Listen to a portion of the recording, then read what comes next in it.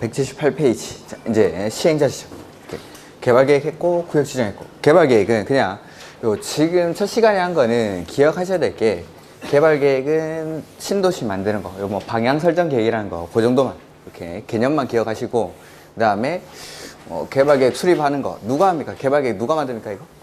지정권자. 네. 모든 것들 다 지정권자가 합니다. 그 다음에 구역 지정에서는 뭐 다른 암기사항들, 요 개발계획이나 구역 지정에서는 암기사항들이 많기 때문에 좀 1, 2월 달로 많이 넘겼습니다. 근데 2명 이상에서 뭔가 같이 일을 합니다. 그때 어떻게 합니까? 원칙은? 협의해서. 근데 싸우죠? 싸우면은 말려야 되는데 누가 말립니까? 그냥 위에서. 그래서 시장, 군수, 구청장이 싸우면은 그 위에 있는 시, 도지사가 말리고, 시, 도지사가 싸우면 그 위에 있는 국장이 싸움을 말립니다. 요 정도만. 그 다음에 시행자 지정. 자, 첫 번째 나오는 거는 도시개발 사업의 시행자가 될 수 있는 사람들이 좀 나왔으면 좋겠는데, 지금은 여기 안 적혀 있으니까 제가 쓰겠습니다. 그래서 시행자 지정해서 시행자 지정의 원칙. 도시개발 사업의 시행자는 지정권자가 지정한다. 네, 다 지정권자가 합니다. 당연히. 다만 도시개발 사업을 전부 환지 방식으로 시행하는 경우에는 토지 소유자나 조합이 원칙적인 사업 시행자가 됩니다. 자, 시행자인데 도시개발 사업을 할 수 있는 사람, 신도시 만들 수 있는 사람이 시행자입니다. 이거를 크게 두 개로 나누면은 공공 부분의 시행자랑 민간 부분의 시행자로 나눌 수가 있습니다. 공공 부분의 시행자랑 민간 부분의 시행자. 그 다음에 이 공공 부분의 시행자에는 첫 번째는 국가 내지는 지자체, 이런 사람들이 도시개발 사업을 직접 할 수가 있습니다. 국가나 지자체가. 그 다음에 두 번째는 공공기관입니다. 공공기관. 요 공공기관은 뭐냐면은 우리가 흔히 알고 있는 각종 공사들, 한국토지주택공사, 한국 뭐 철도공사 뭐 이런 사람들, 한국관광공사, 한국농어촌공사 이런 사람들, 공사들이 여기 공공기관에 나와요. 공공기관. 그 다음에 세 번째는 정부 출연기관이라는 게 있습니다. 정부 출연기관. 정부가 돈 내서 만든 기관이죠. 요 도시개발 사업할 수 있는 정부 출연기관은 우리가 기본서가 나오면 나와겠지만은 두 가지가 있습니다. 한국철도시설공단이라는 게 있고 제주국제자유도시개발센터라는 이 두 군데가 있는데, 그런 것들 요 정부 출연기관입니다. 그 다음에 네 번째는 지방공사. 지방공사. 요 네 가지가 공공 부분에서 사업 시행자가 될 수 있는 사람입니다. 도시개발 사업 할 수 있는 사람. 그 다음에 민간 부분에는 첫 번째는 토지 소유자. 이 토지 소유자가 직접 사업을 할 수가 있습니다. 토지 소유자. 두 번째는 이 토지 소유자들이 모여서 만든 조합이라는 게 조합. 이게 이제 두 번째. 그 다음에 세 번째는 수도권 외의 지역으로 이전하는 법인. 그 다음에 네 번째는 뭐 능력 있는 사람들. 신도시를 할 수 있는 능력이, 도시개발 사업을 할 수 있는 능력 있는 사람들이 이 도시개발 사업의 시행자가 될 수 있습니다.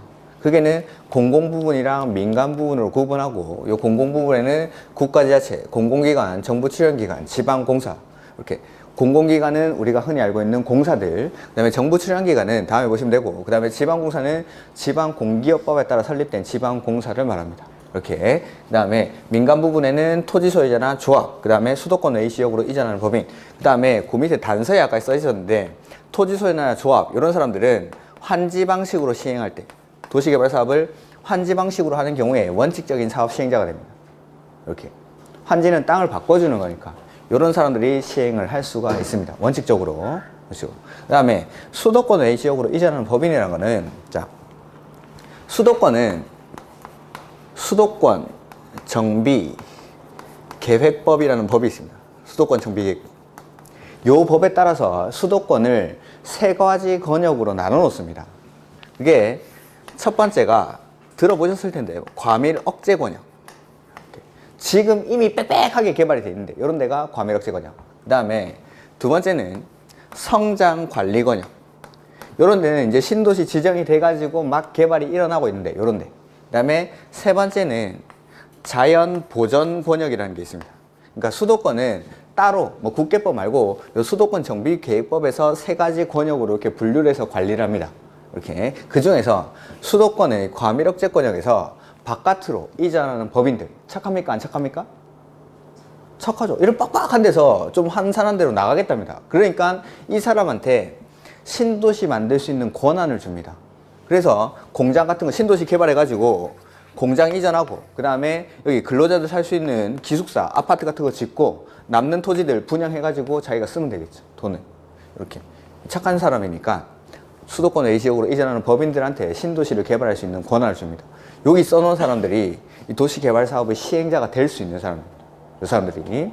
요거는 뭐 외우는 건 아니고 시험에는 이게 나옵니다. 조합이. 공법에 조합이 총 3번 나올 겁니다. 도시개발법에서 개발사업할 때 만드는 조합.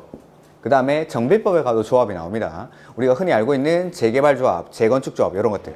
그 다음에 마지막에 저 주택법에 가면 조합이 한번 나옵니다. 지역주택조합 이런 거 들어봤습니까? 지역주택조합? PD수첩 이런 데가 심시하게 나오는데 폐가망신의 지름길이죠. 지역주택조합.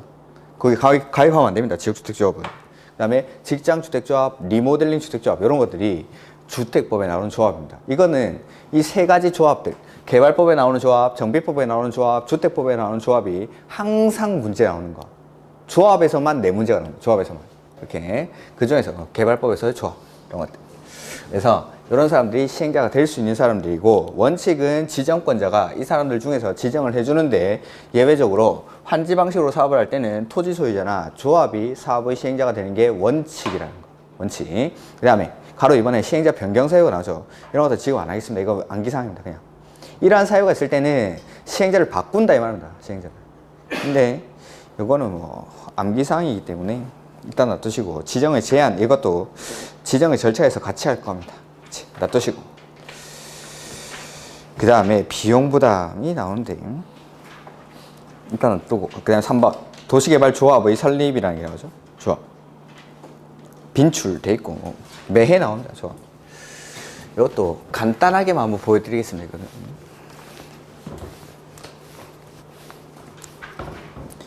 조합은 여기 우리 이제 사업의 단계에 보면은 시행자 지정 단계에서 조합이 나옵니다. 그래서 조합을 설립하는 시기는 구역 지정되고 나서 조합을 만듭니다.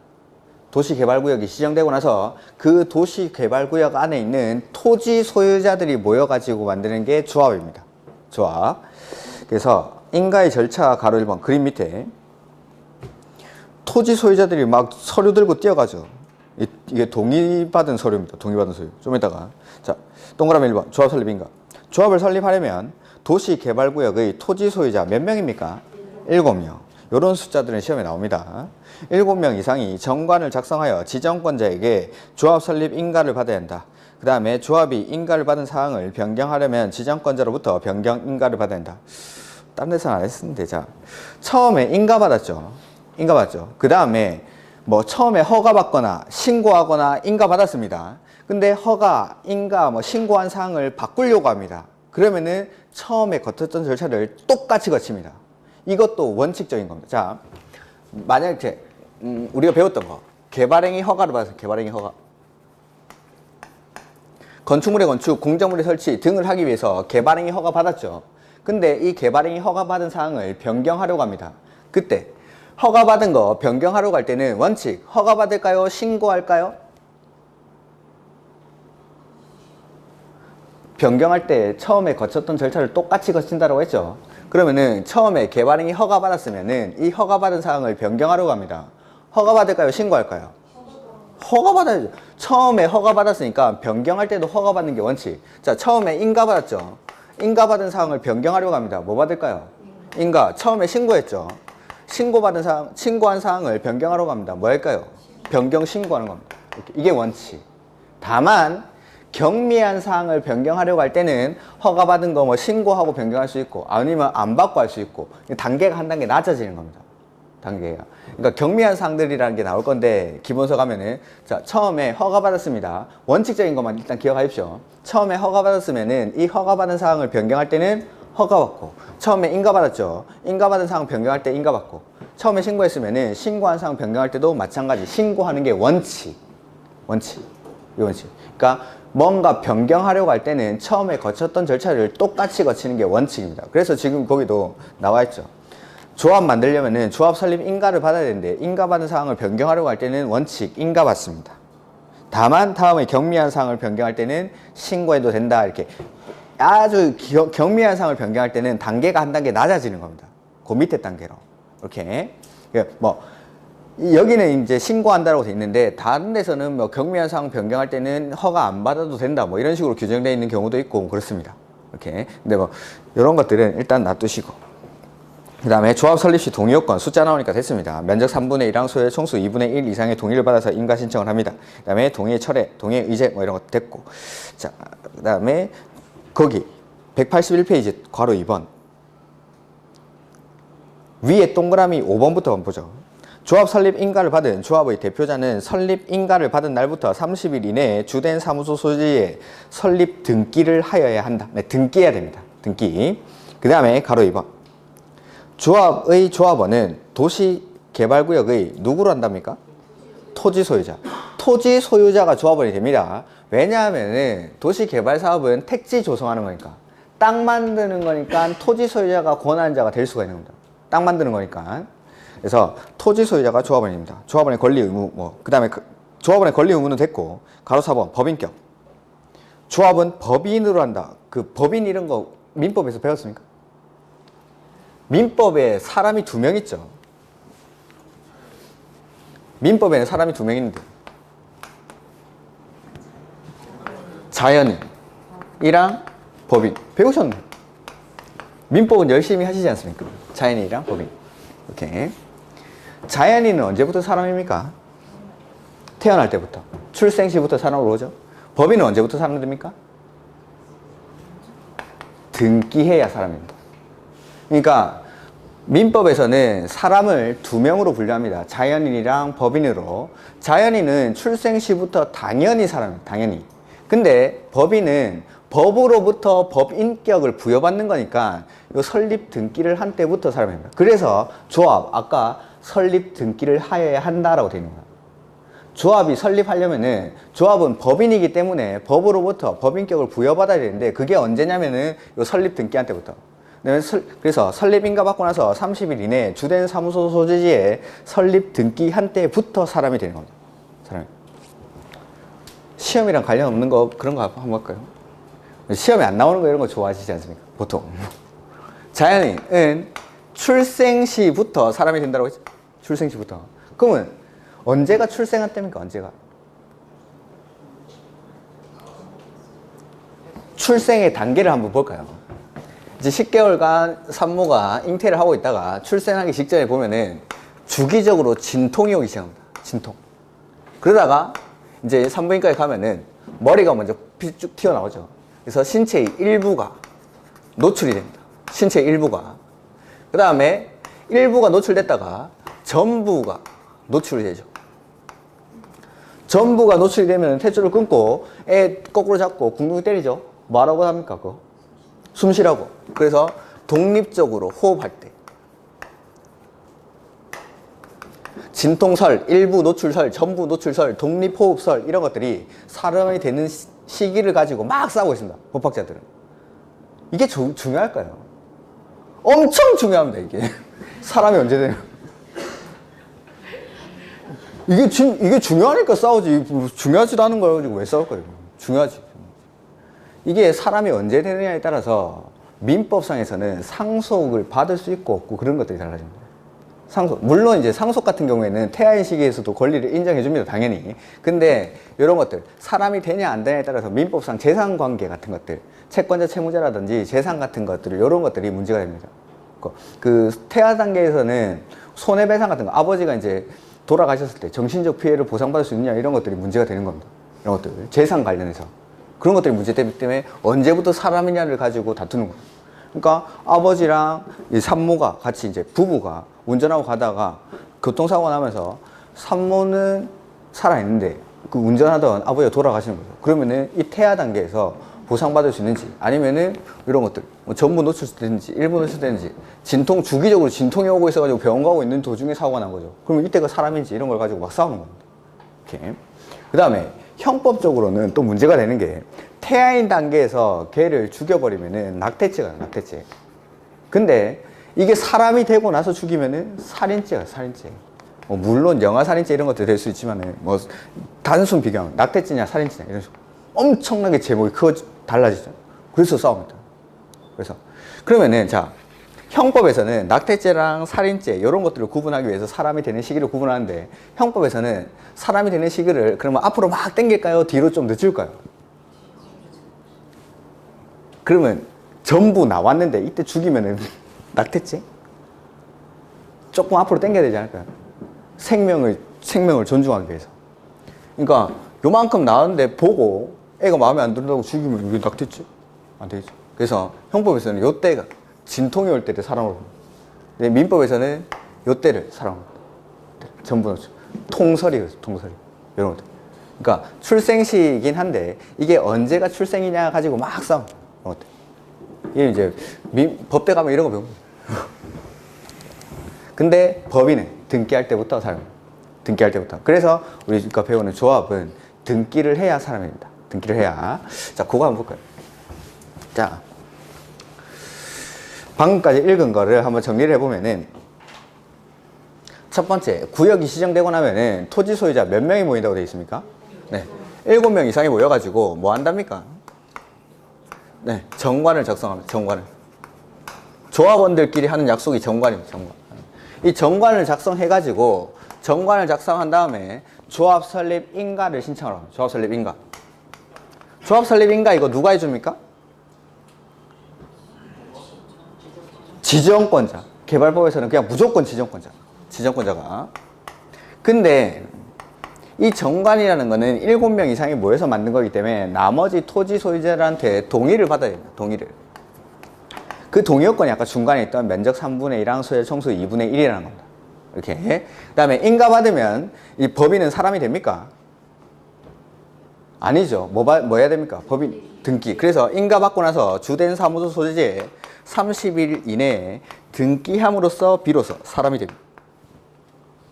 등기해요. 이렇게. 요게 이제 개발법에서의 조합입니다. 정비법에서도 조합이 나오는데 정비법에서도 똑같이 이렇게 합니다. 정비법에서. 이렇게. 그래서 구역 지정되고 나서 7명 이상의 토지 소유자가 모여가지고 정관을 작성하고 이 정관에 대해서 인가를 받습니다. 지정권자한테. 근데 인가 받는다고 해서 조합이 성립되는 게 아니라 인가 받고 나서 등기함으로써 비로소 법인격을 부여받아서 사람이 됩니다. 이렇게. 그 다음에 사람의 머리에 해당하는 의사결정 기구가 뭐 총회라든지 대의원회 이런 게 있습니다. 의사결정 기구. 대의원회. 그 다음에 총회나 대의원회에서 의사결정을 하고 나면 이걸 실행에 옮겨야겠죠. 조합의 손발 역할을 하는 게 조합의 임원들. 조합장, 이사, 감사 이런 사람들이 조합의 임원입니다. 이런 사람들. 이렇게. 그래서 머리로 의사결정하고 나서 의사결정 기구가 총회나 대의원회. 그 다음에 의사결정을 한 사항을 실행에 옮기는 사람이 조합의 임원. 조합장, 이사, 감사. 그 밑에 나오죠. 그 가로 5번에. 조합 임원의 직무. 조합장은 조합을 대표하고 그 사무를 총괄하며 총회, 대의원회 또는 이사회의 의장이 된다. 이런 사람들이 조합장. 그 다음에 조합장 또는 이사의 자기를 위한 조합과의 계약이나 소송에 관해서는 감사가 조합을 대표한다. 이런 것도 됐습니다. 일단 놔두시고. 그 다음에 뭐 대의원회 이런 것들도 됐습니다. 총회에서 총회라는 거는 총회의 구성원은 조합원들이 총회의 구성원이 됩니다. 근데 이 조합에서 모든 의사결정을 할 때마다 토지 소유자들 다 모아가지고 의사결정을 할 수가 없으니까 대의원에서 일부 권한들은 총회의 권한을 대행할 수가 있습니다. 이렇게 이런 것들. 그 다음에 이제 자 여기 이제 조합인데 조합은 지금 간단하게만 설명을 드린 겁니다. 조합은 이렇게 7명 이상이 모여서 정관을 작성하고 정관에 대해서 동의받고 나서 인가 신청하고 나서 인가 신청하면 조합이 성립하는 게 아니라 요 등기한 때 조합이 성립하게 됩니다. 이렇게. 그 다음에 뭐 총회, 대의원회, 임원들 이런 것들은 다음에 1, 2월 달에 하도록 하겠습니다. 이렇게. 그 다음에 이제 시행자가 지정이 되고 나면 이 시행자가 사업을 어떻게 할지에 대한 실시 계획을 작성하죠. 그래서 실시 계획 등이라는 게 나옵니다. 실시 계획. 지금은 안 합니다. 그거. 지금은. 그 다음에 이 실시 계획을 인가받고 고시하고 나면 사업을 실시를 합니다. 그때 이 신도시 만드는 방식이 두 가지죠. 수용 방식이랑 환지 방식.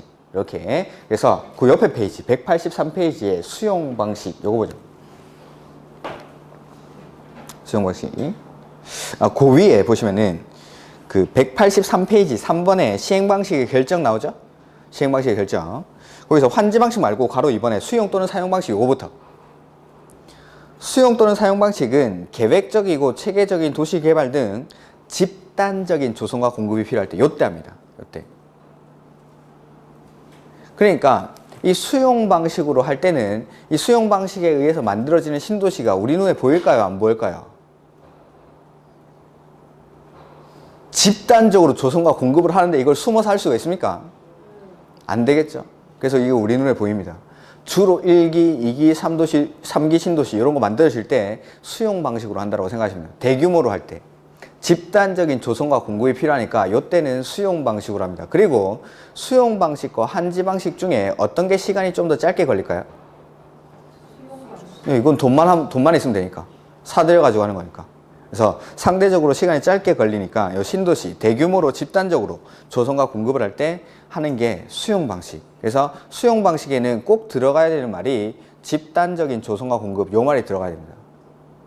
그리고 집단적인 조성과 공급이 아닌 경우에는 그냥 다 환지 방식으로 한다라고 생각하시면 됩니다. 집단적인 조성과 공급이 필요할 때는 수용 방식, 나머지는 환지 방식.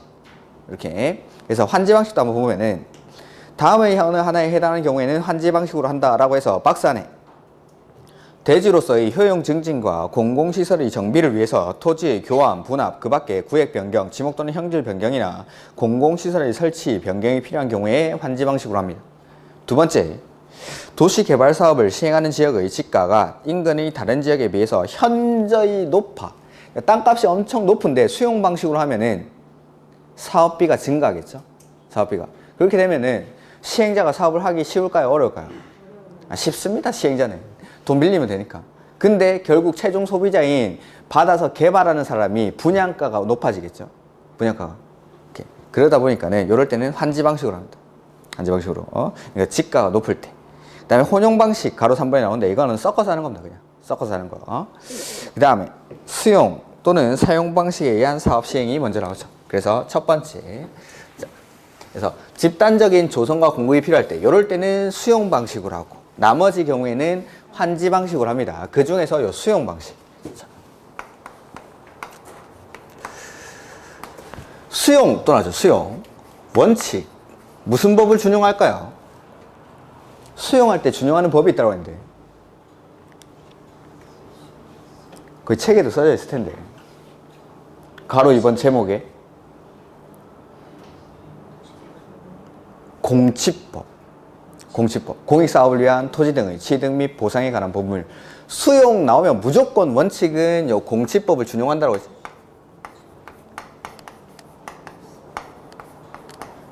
수용 나오면 무조건 공익사업을 위한 토지 등의 취득 및 보상에 관한 법률 요걸 준용합니다.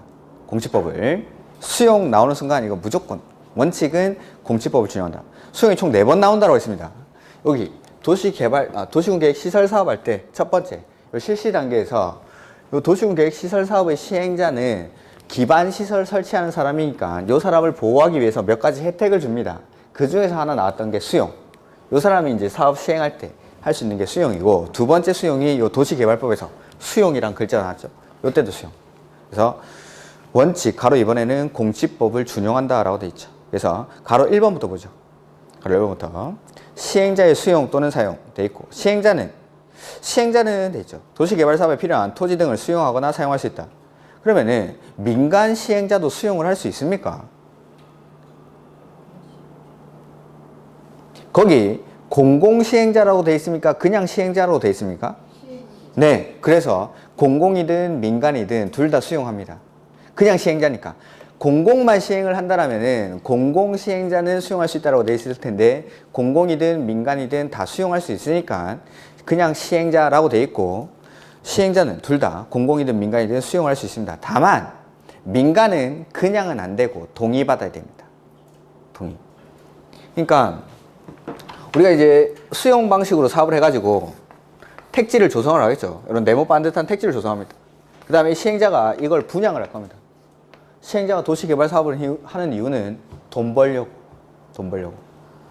이 민간이 돈 벌려고 사업하는데 이 도시개발구역 전체를 강제로 수용을 해가지고 사업을 하게 한다는 거는 이 사람한테 특권을 주는 거나 마찬가지입니다. 그래서 동의 요건이 필요합니다. 면적 3분의 1을 소유하고 소유자 총수 2분의 1 이상의 동의를 받아요. 이런 것들. 숫자들은 나중에, 숫자들은. 그래서 이런 것들, 공공이든 민간이든 수용은 다 하는데 민간은 따로 동의 요건, 좀 수용의 요건이 필요하다는 거. 그 다음에 두 번째, 거기 이제 가로 2번에 수용 나오면 무조건 공치법을 준용하는데, 자, 특례.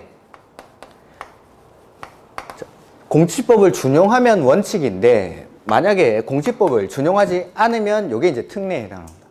특례. 첫 번째, 사업, 인정, 고시의 특례라는 게 있다. 사업, 인정, 고시 특례. 그 수용이라는 건 전에 한번 말씀드린 것 같은데, 항상 기본적으로 이 수용이라는 거는 특권이라고 생각해요. 특권. 일반적으로 전에 말씀드렸죠. 내가 집 짓는데 부지가 좀 부족한 겁니다. 그래서 옆에 땅을 좀 포함시켜가지고 내 집을 짓고 싶습니다. 그러면은 옆집에 이 땅을 내가 강제로 수용할 수 있습니까? 안 되죠. 사야죠. 내가 우리 집 확장한다고 옆에 땅을 수용할 수는 없죠. 그러니까 공익사업을 할 때 시행자가 사업을 원활히 시행할 수 있도록 수용할 수 있는 특권을 주는 겁니다. 특권을. 즉, 내가 이 사업 인정이라는 거는 내가 하는 사업이 공익사업이라는 인정을 받을 때 그때부터 수용할 수 있는 권한이 생긴다 이 말입니다. 이렇게 수용은 특권이기 때문에 내가 하는 사업이 공익사업이다라는 인정을 받아야 된다. 국장에게. 그리고 사업 인정을 받고 그걸 고시하면은 그때부터 수용할 수 있는 권한이 생기는 거예요.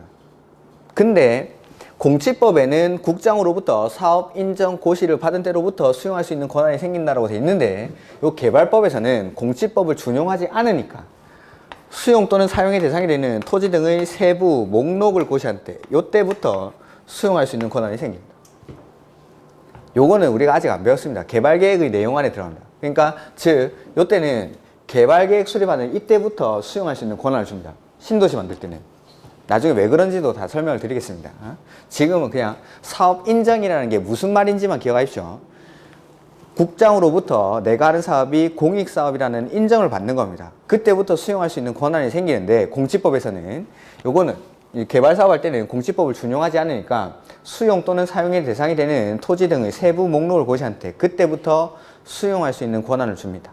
이렇게 공익사업이라는 인정을 받는 거, 그게 사업 인정이라는 거. 그 다음 페이지. 두 번째 보시면은 재결 신청 기간의 특례라는 게 있습니다. 요때 요 제자는 다시 제자가 아닙니다. 다시 결정받는다 이게 아니라 재판의 형식으로 결정받아 본다 이 말은 재판할 때 제자입니다. 뭐냐면은 자, 우리 수용을 할 때 원래 토지 소유자랑 사업의 시행자가 수용 보상금에 대해서는 원칙적으로는 협의를 해야 됩니다. 협의. 근데 협의가 안 되죠.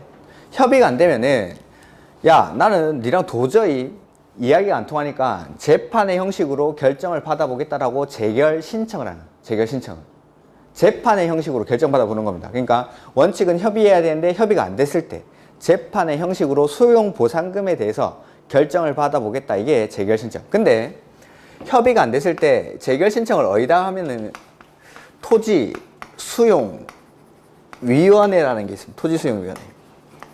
이게 지방 토지 수용 위원회가 있고 중앙 토지 수용 위원회가 있습니다.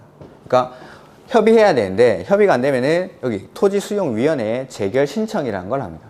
그러면은 먼저 시도에 설치되어 있는 지방 토지 수용 위원회에서 결정받아보고 여기 결과에 불복하죠? 그러면 이제 국토교통부에 설치된 중앙 토지 수용 위원회에다가 이 재결 신청을 합니다. 그 다음에 중앙 토지 수용 위원회의 결과에 대해서도 내가 불복할 때 그때는 이제 행정소송을 제기해요. 행정소송. 그래서 수용 보상금에 대해서 재결 신청, 재판의 형식으로 결정받아 보겠다라고 신청하는 거, 요걸 재결 신청이라고 합니다. 재결 신청. 근데 공치법에서는 이 재결 신청 기간을 사업 인정 고시가 있은 날로부터 1년 안에 재결 신청을 하도록 돼 있는데, 도시개발 사업할 때는 공치법을 준용하지 않으니까 그냥 사업 시행 기간 내에 재결 신청하면 됩니다. 사업 시행 기간 내에. 오케이. 그래서 자, 다시 한번 보면은 수용 나오는 순간 원칙적으로는 공치법을 준용하는 게 원칙입니다. 대부분의 사항들은 공치법을 준용합니다. 다만 공치법을 준용하지 않게 되면 이게 이제 특례가 되는 겁니다. 그래서 첫 번째 특례가 사업 인정에 관한 특례. 사업 인정은 원래는 국장으로부터 사업 인정을 받아야 내가 하는 사업이 공익사업이다라는 인정을 받은 때부터 수용할 수 있는 권한이 생기는데 요때 개발 사업을 할 때는 수용 또는 사용의 대상이 되는 토지 등의 세부 목록을 고시한대. 요거는 우리가 이제 1, 2월 달 가면 외울 겁니다. 이거를 개발계획에서 외울 거니까 일단 놔두시고, 그 다음에 사업 인정이 뭔지 재결 신청이 뭔지만 기억하시면 됩니다. 그 다음에 재결 신청은 수용 보상금에 대해서 다툼이 있을 때 원칙은 협의해야 되는데 협의가 안 될 때 이 토지수용위원회에다가 재판의 형식으로 결정받아 보겠다. 이게 재결 신청이라는 거예요. 재결 신청. 오케이. 그 다음에 그 밑에 보면은 토지상환 채권이라는 게 나오죠. 이것도 특례 하나로 볼 수도 있는데 세 번째 보면은 내가 이제 타인의 토지를 수용을 하면은 이 수용 보상금을 수용하기 전에, 즉 사전에 현금으로 보상하는 게 원칙입니다. 그러니까 당연하겠죠. 토지를 사드리기 전에 사전에 현금으로 보상을 해야 되는데 이 사전 현금 보상의 예외로 나오는 게 토지로 상환하는 채권, 즉 토지 상환 채권을 발행할 수가 있어요. 토지 상환 채권. 그러니까 수용하면 그 수용 보상금에 대해서 원칙은 수용하기 전에 현금으로 줘야 되는데 현금 보상의 예외로 야 우리 돈 없으니까 일단 공사하고 공사 다 끝나고 나면 조성된 토지로 상환하는 채권, 이거에 토지 상환 채권. 이렇게 지금 말뜻만 기억을 하시면 됩니다. 그 다음에 그 184페이지 보면은 로마자로 3번 그 옆에 페이지에 4번에 원형지 조성토지가 나오죠. 원형지랑 조성토지. 3번이랑 4번 제목 원형지랑 조성토지. 야, 요게 뭐죠? 자, 도시개발사업은 이렇게 개발되기 이전 상태의 이런 토지를 수용 방식으로 이 사업 시행자가 이 토지를 다 사들여 가지고 네모 반듯한 택지를 조성을 합니다. 이렇게.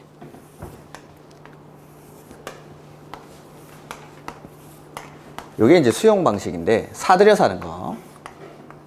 근데 도시개발 사업으로 사업을 하더라도 이렇게 네모 반듯하게 안 만들고 개발되기 이전 상태로 그대로 놔두는 토지가 있습니다. 그래서 그거 개발되기 이전 상태 원래의 형태의 토지다라고 해서 이걸 원형지라고 합니다. 원형지. 원래 형태의 토지다라고 해서, 즉 모든 토지를 다 이렇게 네모 반듯하게 택지를 조성하는 게 아니라 개발되기 이전 상태로 남겨두는 토지가 있습니다. 요게 원형지. 원형지. 그 다음에 공사비 들여서 이렇게 네모 반듯하게 만든 토지, 요거를 조성토지라고 합니다. 조성토지. 조성토지, 원형지. 그래서 도시개발사업으로 조성된 토지를 조성토지라고 하고 원래 형태 그대로 놔두는 땅을 원형지, 이렇게 부릅니다. 원형지랑 조성토지. 자, 내가 만약에 도시개발사업의 시행자인데 내 공사비 들여가지고 이렇게 네모 반듯한 땅을 만들어서 이거 팔겠답니다. A-1구역이라고 해보죠. 이 A-1구역을 팔 때 누구한테 팔까요? 조성토지. 공사비 들여서 이 땅을 만들었죠. 그리고 이걸 분양을 하려고 합니다. 누구한테 팔면 좋을까요? 돈 많이 주는 사람한테. 그렇죠. 돈 많이 주는 사람한테. 돈 많이 주는 사람한테 팔려면은 경쟁 입찰할까요? 추첨할까요? 수의계약할까요? 그래서 조성토지는 원칙 경쟁 입찰 방법으로 공급합니다. 여기서 나오는 게 뭐냐면은 조성토지의 공급 방법, 원형지는 또 어떻게 공급할지 이런 것들을 배웁니다. 이렇게. 이거 외울 게 아니죠. 당연히 비싸게 팔아야죠. 그러니까 원칙은 경쟁 입찰을 하는데 예외적으로 추첨하는 경우가 있고 수의계약하는 경우가 있는데 우리는 1, 2월 달 가면은 추첨하는 거 4가지를 외울 겁니다. 다음 중 조성토지를 뭐 추첨의 방법으로 공급할 수 있는 경우는 하면은 그 4가지 중에 하나 찾으면 되고, 다음 중 수의계약으로 조성토지를 공급할 수 있는 경우는 하면은 정답은 우리가 외운 4가지 중에 하나가 들어가 있을 겁니다.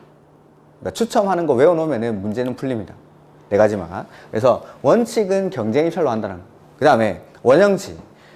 요거는 개발되기 이전 상태 그대로 놔둔 토지죠. 가격이 비쌀까요? 쌀까요? 쌉니다. 이 싼 토지를 아무한테나 줄까요? 아무한테나 안 줄까요? 딱 정해진 사람한테만 줍니다. 자, 딱 정해진 사람이 꼭 받아야 되면은 경쟁 입찰할까요? 추첨할까요? 수의계약할까요? 그래서 원형지는 원칙 수의계약 방법으로 공고합니다. 다만 예외적으로 학교나 공장 부지로 직접 이용하는 사람은 경쟁 입찰을 하기도 합니다. 근데 원칙은 수의계약. 꼭 받아야 되니까. 가격이 싼 땅을 아무한테나 줄 수가 없으니까. 이렇게. 그러니까 이런 원칙들을 그냥 조성토지는 경쟁입찰, 원형지는 수의계약 이렇게 외우는 게 아니라 가격이 싸니까 당연히 아무한테는 안 주고 그 사람이 꼭 받아야 되니까 수의계약. 근데 이거는 비싸게 팔아야 되니까 경쟁입찰. 이렇게. 외워야 될 거를 외워야지 이런 것들까지 외우면은 안 되겠죠. 이렇게. 그래서 원형지나 조성토지 공급 방법 같은 것들은 일단 이렇게 배울 건데 암기사항들은 1, 2월 더 남기겠습니다. 원칙적으로 이렇게 공사비 들인 땅은 조성토지라고 하고 요 땅 팔 때는 원칙 경쟁입찰 방법으로. 근데 원형지는 원래 형태의 토지, 요거를 원형지라고 합니다. 원형지인데 요거는 아무한테나 주면 안 되니까 수의계약 방식으로 원칙적으로 공급합니다. 이렇게. 그래서 지금은 조성토지랑 원형지가 뭔지만 기억하시면 됩니다. 그 다음에 조금 설명해야 될 게 있는 게 이 환지 방식입니다. 수용 방식에서는 크게 논점이 뭐냐면은 수용의 일반론, 공치법 준용 하는데 공치법 준용 안 하는 것들, 이런 특례들, 그 다음에 토지 상환 채권은 따로 문제가 나오는 경우가 있고, 그 다음에 원형지, 조성토지 이런 데서 원형지 개발자가 될 수 있는, 아무한테나 안 준다고 했으니까 이 원형지 받을 수 있는 사람 누군지 이런 거 물어봅니다. 그 다음에 가격이 싼 땅 받아가지고 일정 기간 동안 못 팔게 막아버립니다. 전매가 제한됩니다. 전매가. 가격이 싸게 사가지고 개발 이익을 취득하기 위해서 그냥 홀랑 팔아버리면 안 되니까 일정 기간 동안 못 팔게 막아버리고, 그 다음에 이 원형지 공급할 때 어떻게 하는지, 가격은 어떻게 되는지, 조성토지도 어떻게 공급하는지, 가격은 어떻게 되는지 이런 것들이 논점인데, 지금은 말뜻만 기억하십시오. 말뜻만. 원형지는 원래 형태의 토지, 조성토지는 도시개발사업으로 조성된 토지. 이렇게. 그래서 크게는 토지상환채권, 원형지, 조성토지 이런 것들이 수용 방식에서 나오는 것들입니다. 이렇게 문제가 나올 수 있는 것들. 그 다음에 이제 환지 방식. 뜨뜻하니까 지금 잠이 오죠, 잠이. 잠잘 때가 아닌데. 자, 환지 방식은 아까 효용이 떨어져 있는 토지를 효용을 증진시키기 위해서 하는 겁니다. 그 다음에 공공시설이 부족한 토지를 공공시설을 확충을 해주고, 즉, 보면은 여기 환지 방식으로 할 때는 환지되기 전의 토지가 있어요. 환지되기 전의 토지. 이렇게. 요 토지는 필지들이 지멋대로 생겼습니다. 막 얽히고 설키고 막 이렇게. 이런 토지.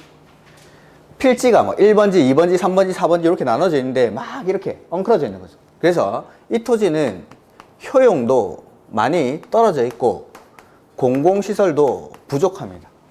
이런 토지. 요 토지를 이제 환지 방식으로 사업을 하는 거죠. 그러고 나면 이제 환지 후에 토지가 나옵니다. 요 두 군데가 똑같은 지역인 건 아시겠죠? 요렇던 모양의 토지를 어떻게 바꾸냐면 네모 반듯하게 지적 정리를 하는 겁니다. 이렇게. 그래가지고 나는 원래 여기 환지되기 전 1번지 토지의 소유자였는데 환지 방식으로 사업을 하는 동안 잠깐 나가 있다가 환지되고 나서 이렇게 네모 반듯한 토지로 바꿔가지고 요 토지로 바꿔주는 겁니다. 환지되기 전 1번지 토지를 환지 방식으로 사업을 하고 나면 지번 부여를 다시 하겠죠? 1번지, 2번지, 3번지 다시 부여하면은 환지되기 전 1번지 토지 소유자한테 환지되고 나서 1번지 토지로 바꿔주는 거. 즉, 요렇게 바꾸고 나니까 기존에는 효용도 많이 떨어져 있었는데 효용이 증진이 되고 부족하던 공공시설들도 확충을 해줍니다. 도로도 설치해주고 학교나 뭐 공원 같은 것들도 설치를 해주고. 요게 환지 방식. 기존의 토지 소유자한테 지적 정리해가지고 깔끔한 땅으로 바꿔주는 거. 요게 환지 방식입니다. 자, 일반적으로 환지 방식으로 사업을 하면은 내가 원래 가지고 있던 토지보다 내가 받게 되는 토지의 면적은 많을까요? 작을까요? 작겠죠? 작겠죠? 요렇게 정리를 해놓으니까 토지 가격이 올라가더라는 겁니다. 그러니까 좀 작게 줘도 기존의 토지 가격이랑 이 토지의 가격은 비슷해집니다. 그러니까 원칙적으로 환지하고 나면은 내가 받게 되는 면적은 기존에 내가 가지고 있던 면적보다 좀 작습니다. 요거를 뭐라 부르냐면은 감에서 보상받는다 라고 해서 감보라고 합니다. 감보. 감에서 보상받는다. 감보. 근데 이게 작게 받게 되는 이유가 환지 방식은 186페이지부터 나오죠. 근데 뭐 이 내용들 환지 계획 같은 걸 설명할 게 아니라 환지에서 쓰이는 일반적인 용어들이 있습니다. 몇 가지 용어들이 있는데 그걸 설명을 드릴 겁니다. 자, 작게 받게 되는 걸 간보라고 하는데 작게 받게 되는 이유를 보니까 자, 여기는 기존에는 도로도 없고 학교도 없고 공원도 없고 공공시설이 많이 부족했었는데 여기는 공공시설을 확충을 해줬습니다. 근데 기존 토지 소유자들한테 야 공공시설 설치하게 돈 내라고 하면은 안 주니까 돈 내는 거 되게 싫어하니까 그래서 기존 토지 소유자들이 가지고 있던 토지 중에 일부를 모읍니다. 공공시설 부지로. 그래서 없던 공공시설을 설치하다 보니까 이 공공시설 때문에 작게 받게 됩니다. 요걸 공공시설 간보라고 공공시설 간보. 그 다음에 여기 이런 모양의 토지를 이렇게 바꾸려면은 뭐가 필요합니까? 돈. 그렇죠. 비용이 들어가죠. 비용이. 사업비가 들어갑니다. 근데 이 사업비도 토지 소유자한테 돈 내라고 하면은 안 내니까 토지를 모으는 거죠. 그래서 그걸 뭐라고 부르냐면 비용에 대체되는 토지다라고 해서 이걸 채비지라고 해요. 채비지. 채비지. 비용에 대체되는 토지, 비용에 대체되는 토지, 비용에 대체되는 토지, 채비지입니다. 이게 채비지. 그래서 기존 토지 소유자들이 토지를 조금 모아가지고 채비지로 지정을 해서 시행자가 이걸 팝니다. 일반인들한테. 그 비용으로 사업 비용에 충당을 하는 겁니다. 이걸 채비지라고 합니다. 즉 공공시설 때문에 작게 받게 되고 채비지 목적으로 토지를 좀 내놓으니까 채비지 때문에 작게 받게 됩니다. 이걸 공공시설 간보, 채비지 간보 이렇게 봅니다. 공공시설 간보, 채비지 간보. 그 다음에 내가 작게 받게 되는 비율을 간보율이라고 간보율. 요건 중요한 말이 아니라 이 간보율을 뭐라고 하면 토지 부담률이라고. 토지 부담률. 내가 부담해야 되는 토지의 비율, 요걸 토지 부담률. 토지 부담률. 다시. 환지 방식은 기존에 효용도 떨어져 있고 공공시설도 부족하던 토지를 환지 방식을 통해서 효용도 증진시키고 부족하던 공공시설을 확충을 해줍니다. 이러다 보니까 환지되기 전의 토지보다는 내가 환지되고 나서 받게 되는 토지의 면적은 커집니까? 작아집니까? 작아지죠. 이 작아지는 걸 간보라고 합니다. 감에서 보상받는다고 해서. 그 다음에 작게 받게 되는 이유를 보니까 원래 없던 공공시설을 확충하다 보니까 이 공공시설 때문에 작게 받게 되고 요렇던 모양의 토지를 요렇게 바꾸려니까 돈이 드는데 그 사업 비용에 충당하기 위한 땅을 뭐라 부릅니까? 채비지. 비용에 대체되는 토지. 채비지라고 합니다. 채비지. 그 채비지 때문에 작게 받게 됩니다. 그 다음에 이 작게 받게 되는 비율을 간보율이라고 하는데 이 단어보다는 요 밑에 있는 거 너무 작게 썼네요. 간보율을 우리 책에는 토지 부담률이라고 표현을 할 겁니다. 토지 부담률. 노란색으로 쓰는 글자들이 중요한 글자입니다. 토지 부담률. 내가 부담해야 되는 토지의 비율, 이걸 토지 부담률이라고 합니다. 토지 부담률. 자, 실제로 한번 환지를 해보죠. 원래 여기 내가 가지고 있던 면적이 1000제곱미터라고 해요. 1000제곱미터. 1000제곱미터의 토지를 소유하고 있었는데 토지 부담률을 50%를 적용해 보겠습니다. 자, 토지 부담률이 50%다 이 말은 내가 공공시설이나 채비지 목적으로 내놔야 되는 땅이 원래 내가 가지고 있던 면적의 50%. 그러니까 50%로 내놓고 내가 받게 되는 거는 원래 면적의 50%를 받게 된다 이 말이죠. 그러면은 환지되고 나면 이 사람은 얼마를 받게 됩니까? 500제곱미터. 이렇게. 자, 원래 내가 가지고 있던 면적을 기준면적이라고 합니다. 기준면적. 이건 중요한 말 아닙니다. 기준면적. 이 기준면적에다가 토지 부담률을 적용해서 내가 환지되고 나서 받게 되는 면적, 요거를 권리면적이라고 합니다. 권리면적. 권리면적. 이렇게. 자.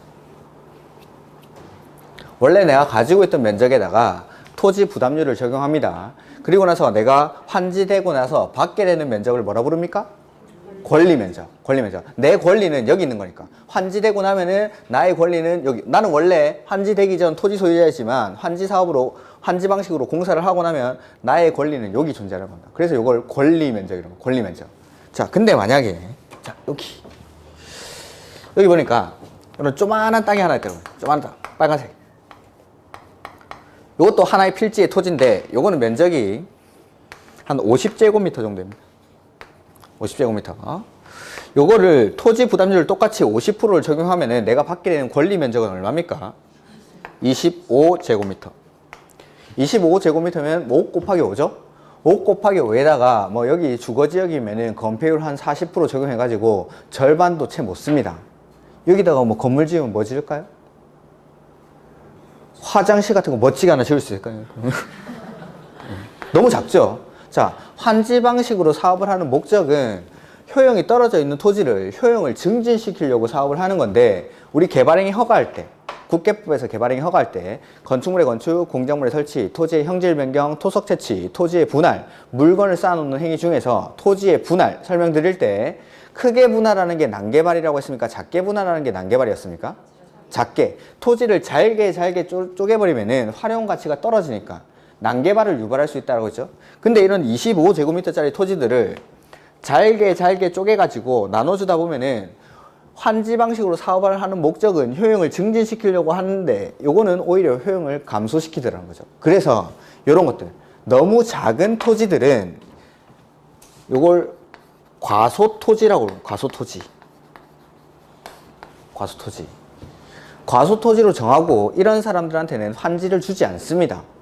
환지 안 주는 거를 환지 부지정이라고 하는데 요건 좀 이따가 되겠습니다. 이렇게. 그 다음에 내가 가지고 있는 토지가 과소토지인지 아닌지를 판단할 때는 원래 내가 가지고 있던 면적, 요 기준 면적을 가지고 판단하는 게 아니라 내가 환지 후에 받게 되는 권리 면적, 요걸 가지고 내 토지가 과소토지인지 아닌지를 판단합니다. 이렇게. 자, 다시. 환지라는 거는 기존에 효용도 떨어져 있고 공공시설도 부족한 이런 지 맘대로 생긴 토지를 환지 방식으로 사업을 해서 이렇게 네모 반듯한 토지로 바꾸는 겁니다. 토지의 모양을. 자, 근데 이거는 뭐 책에는 안 나오는데 하나 상식으로 말씀드리면은 내가 원래 이쯤의 토지를 가지고 있었죠. 그러면은 환지하고 나서도 요 근방으로 주는 게 원칙입니다. 요거를 이제 제자리 환지라고 해요. 제자리 환지. 원칙적으로는 내가 원래 요쯤의 토지를 가지고 있었으면은 요쯤으로 토지를 주는 겁니다. 환지도. 요게 원칙. 근데 환지 방식으로 부족하던 공공시설을 확충을 하다 보니까 여기에 공원을 조성하는 거예요. 공원을. 그럼 여기에는 토지를 줄 수가 없으니까 불가피하게 환지를 다른 곳에 뭐 이런 데 지정해 줍니다. 요거를 환지가 훅 날랐죠? 날비자를 써서 비환지. 이런 것들은 그냥 상식적으로만 알아두시면 책에는 나오지 않더라고요. 원칙은 위치를 구해서 기존의 위치 그대로 주는 게 원칙인데 이렇게 예외적으로 기존의 위치에 줄 수 없을 때는 다른 지역에 줄 수도 있습니다. 이렇게. 그 다음에 환지를 하게 되면 작게 받게 되는데 요걸 감보라고 합니다. 감에서 보상받는다. 감보. 그 다음에 작게 받게 되는 이유를 보니까 공공시설 때문에 작게 받게 되고, 그 다음에 비용에 대체되는 토지라고 해서 채비지 때문에 작게 받게 됩니다. 요걸 묶어서 보류지라고 하긴 합니다. 보류지. 그러니까 채비지라는 거는, 보류지는 환지 방식, 토지 소유자들한테 나눠주는 땅 빼고 나머지 보류해놓은 땅, 목적을 따로 정해놓은 땅을 보류지라고 합니다. 보류지. 그 중에 비용에 충당하기 위한 땅을 채비지라고 합니다. 그러니까 채비지는 보류지 중에 일부입니다. 따로 빼놓는 땅 중에 일부 비용에 충당하기 위한 땅을 채비지라고 합니다. 보류지는 이렇게 써요. 보류지. 보류 중에 일부가 채비지. 그 다음에 내가 작게 받게 되는 비율을 토지 부담률이라고 합니다. 토지 부담률. 그래서 원래 내가 가지고 있던 면적에다가 토지 부담률을 적용해서 내가 받게 되는 면적을 뭐라 부릅니까? 권리 면적.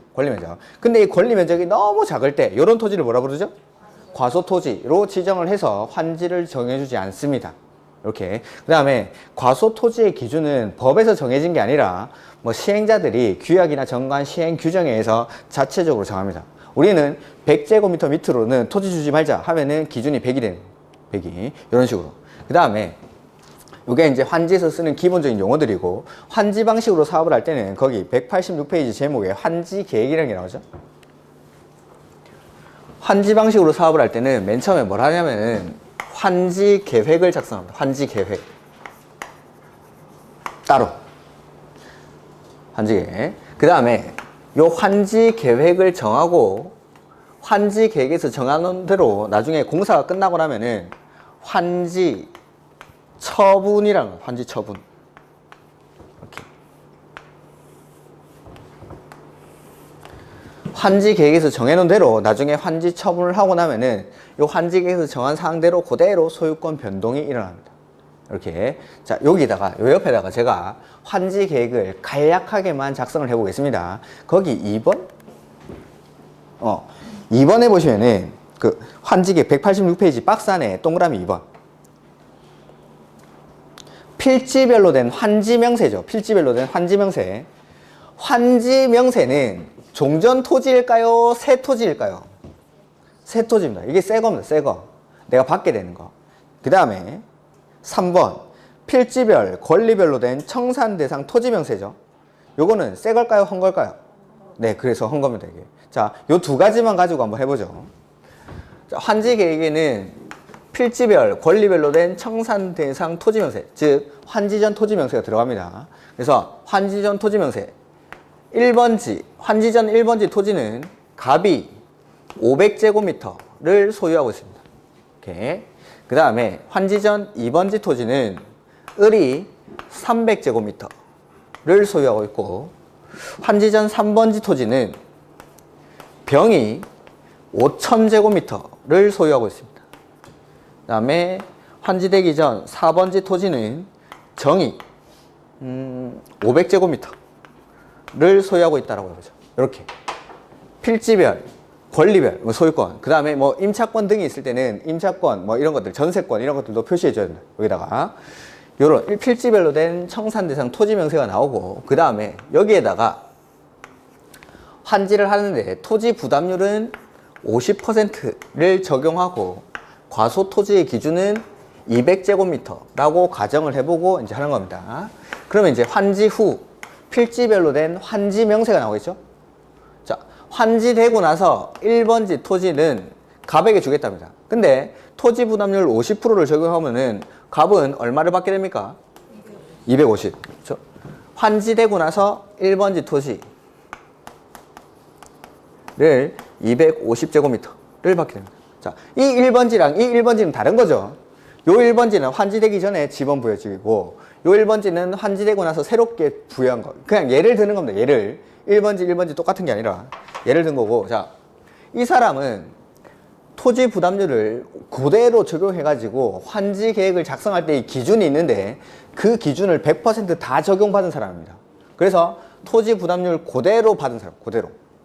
요 사람을 적응환지라고 해요. 적응환지. 환지 계획 작성 기준을 100% 그대로 적용하는 토지를 적응환지. 적응환지. 환지를 할 때는 이 적응환지가 원칙입니다. 이렇게. 토지 부담률 그대로 적용하는 거. 그 다음에 2번지는 을이 300제곱미터를 소유하고 있는데 환지하고 나면 얼마를 받게 됩니까? 150. 그래서 환지되고 나서 2번지 토지를 150제곱미터 받게 되는데 문제가 발생했죠? 과소토지의 기준에 걸렸습니다. 과소토지인 사람들은 토지를 줍니까? 안 줍니까?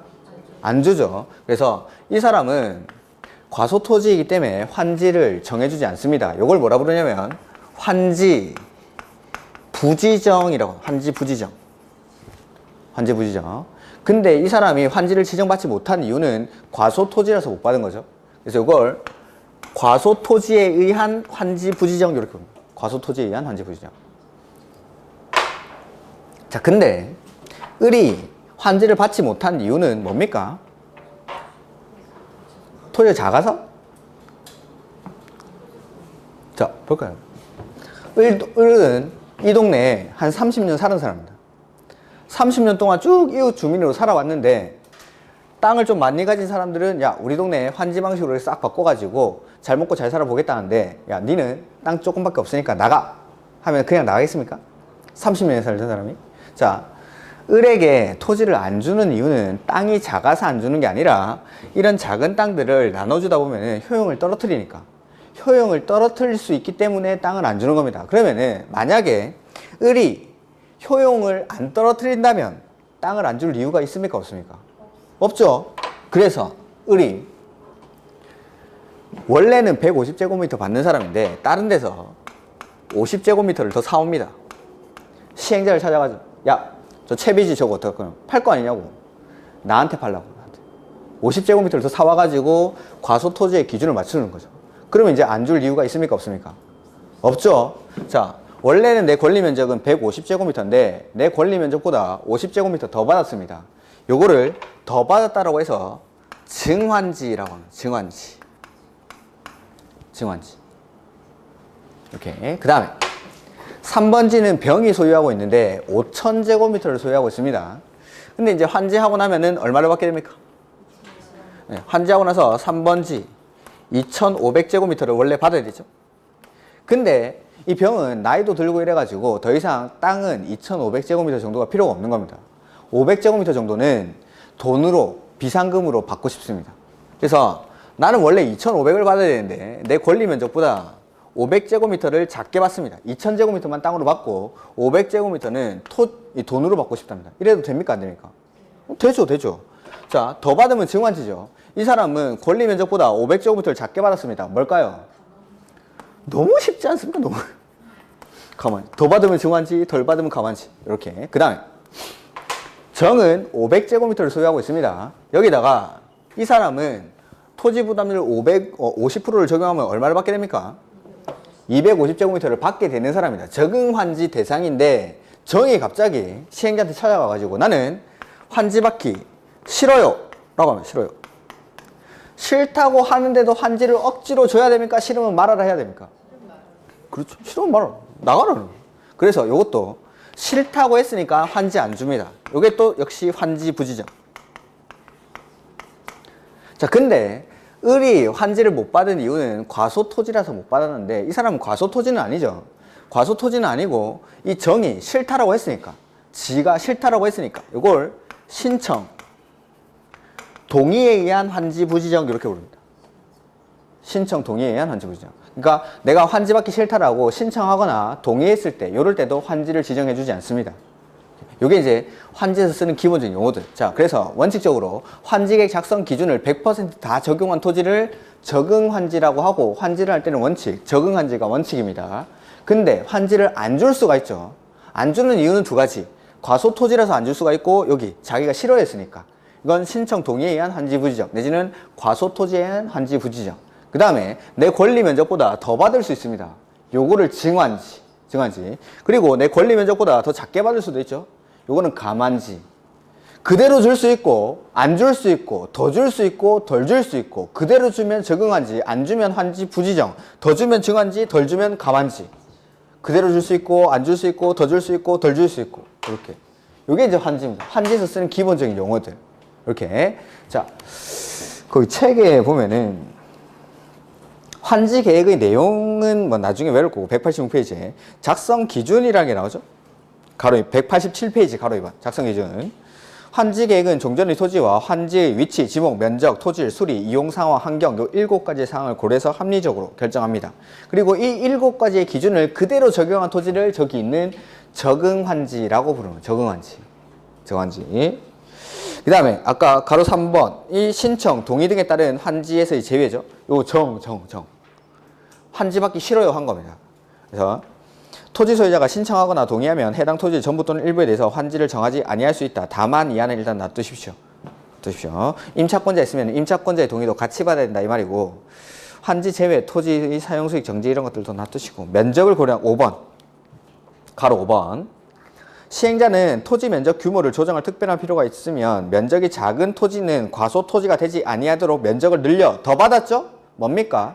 증환지. 정하거나 환지 대상에서 제외할 수 있고, 제외됐으니까 요거는 환지 부지정인데 작은 토지라서 못 받았으니까 요건 과소토지에 의한 환지 부지정.